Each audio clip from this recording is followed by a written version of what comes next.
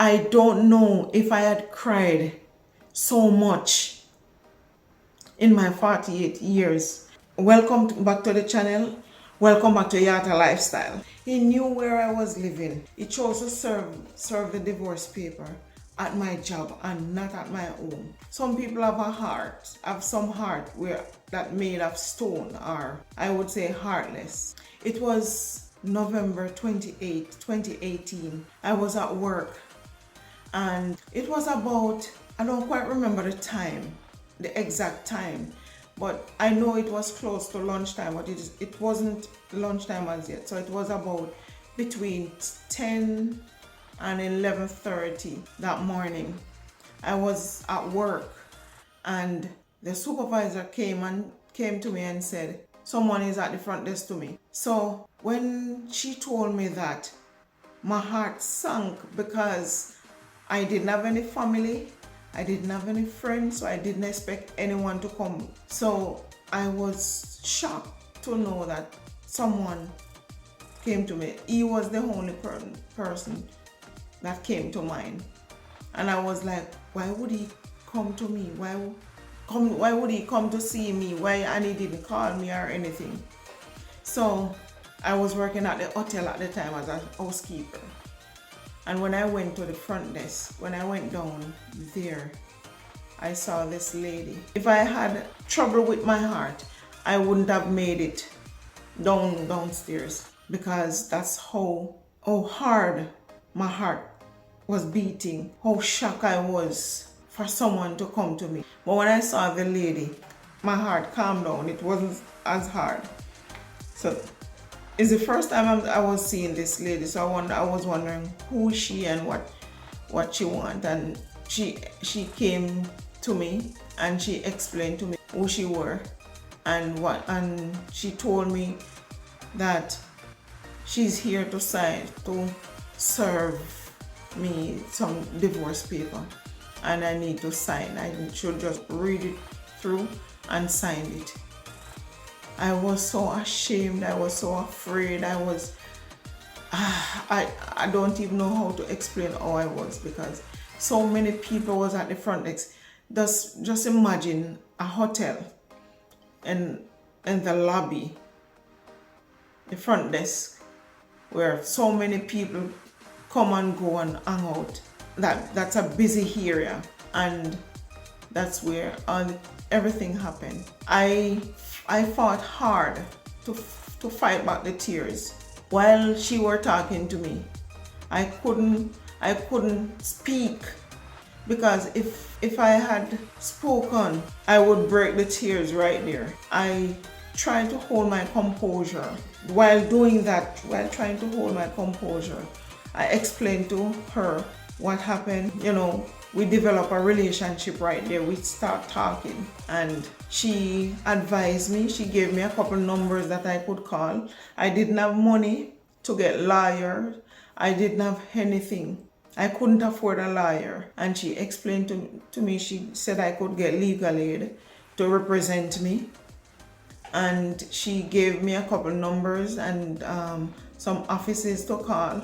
My appointment was coming up, and she also gave me a number for immigration lawyer, which I called the number a couple times and I did not get through. Nobody picks up, or most of the time it was busy. So after I finished talking to her, we shook hands and we part ways. I went back upstairs. I held my head straight because I was so tense, trying to hold back the tears. The supervisor was there because she wanted to know who was that and what happened. I said everything was okay. I didn't want to explain anything to her, so I said to her everything was okay. And I pushed for her to leave immediately. I just, put away the papers. I didn't look through the papers or anything. I didn't look through anything. I just signed. I don't know what I signed. I just signed because it says divorce. After the lady, she already explained everything to me. I just signed the paper So even if they said they were gonna kill me, they were gonna do me anything or whatever, I don't know what I signed. I just signed. I just want to get it over with and done. I went back upstairs into the room that I was cleaning, and I locked that door. After the supervisor leave, I locked that door, and I cried my life out. I cried so hard. I never knew that I could cry. As a big woman, I didn't know that I could cry, and I cried so hard. For the whole week, I couldn't eat, I couldn't sleep, I came to work. Yeah, I came to work, and I developed this habit. I developed this habit that I just wanted to work. I can't stay in the house. At no point could I ever stay in the house. I just wanted to work. For 2 years, I buried myself into work. I was afraid of staying in the house, but I was afraid to stay by myself, because every time I was by myself, I would cry. I wasn't just crying about the divorce. I was crying about so many things. I was about to be deported, because the person who's supposed to be my husband and the person who filed for me was no longer there. Why did he divorce? I have no idea. But one thing for certain, which I will get to in a few minutes, but let's talk about the divorce. He was very abusive, not physically, but he was emotionally abusive, he was verbally abusive, and he was mentally abusive. He was verbally abusive, he was mentally abusive, and he was emotionally abusive. I'm happy that he wasn't physically abusive, because I wouldn't be where I am today if he was physically abusive, because nobody will ever hit me and take a hit. I will never take a hit from anybody without putting up a fight. I will never, and I have never done that before, and I will never do it.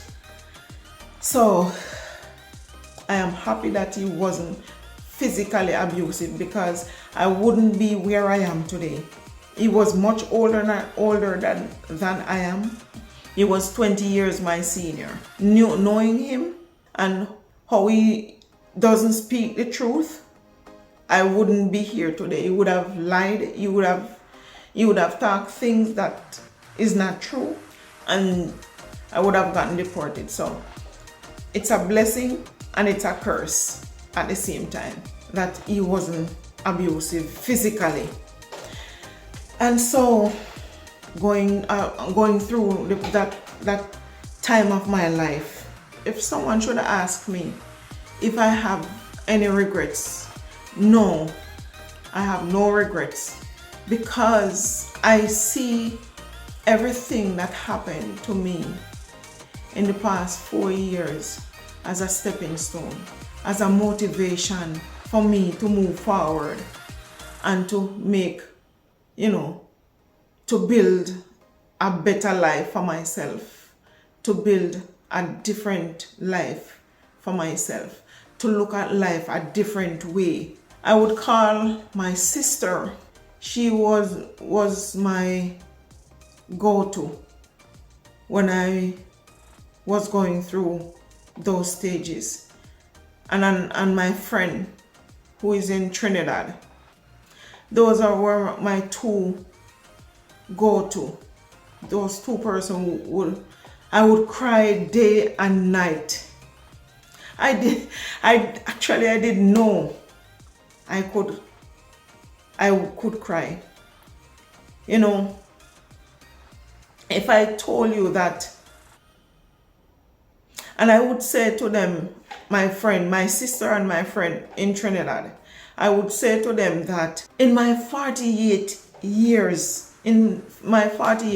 of my life, I don't know if I had cried so much than the 4 years that I spent in America within the marriage and going through the divorce process.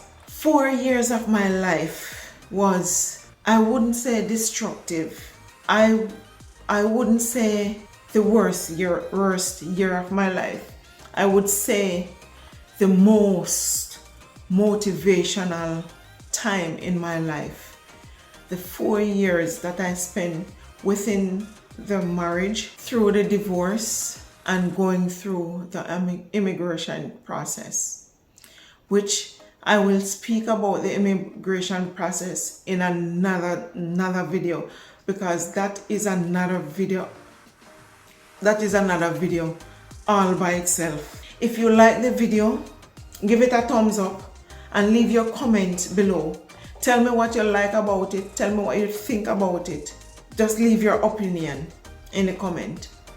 And guys, I tell you, 4 years of my life that I spent, that was a motivational time for me. As much as I cried so much during those 4 years, it was a stepping stone for me to move forward. It was a life-changing moment for me. It was time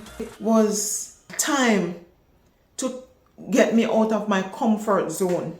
It was a time in my life where I was lonely. I was so lonely. I remember a time when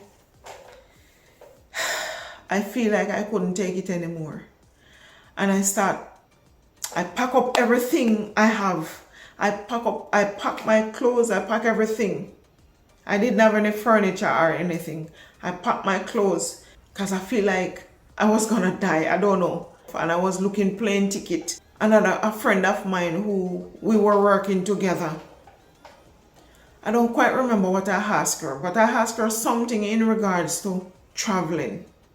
And she said, Mrs. Go where go ya? She said, Mrs. We were pretty close. Because sometimes when she was going through stuff as well, we would sit and talk. And I remember she said to me, Patricia, I know it's hard, but going home not gonna solve the problem. And she talked in a way where she said, she said, I'm gonna try and quote her exactly what she said. She said, Mrs. Go sit down here. Where you going back go do? Where you going back go do? Where you go Jamaica back go do? How that I go help you? You go Jamaica now. How that I go help you? And I think for a few minutes, and she was right. I wouldn't be here today. Pretty much, I went through the process. It was rough. It was really rough. Being here in the US is the 6 years. I've been here for 6 years. 4 is the 4 roughest years of my entire life. But as I said, I took it as a stepping stone to get me out of my comfort zone, to get me where I am today. Thanks for watching, and let me know if you have been through any abusive relationship and how you deal with it.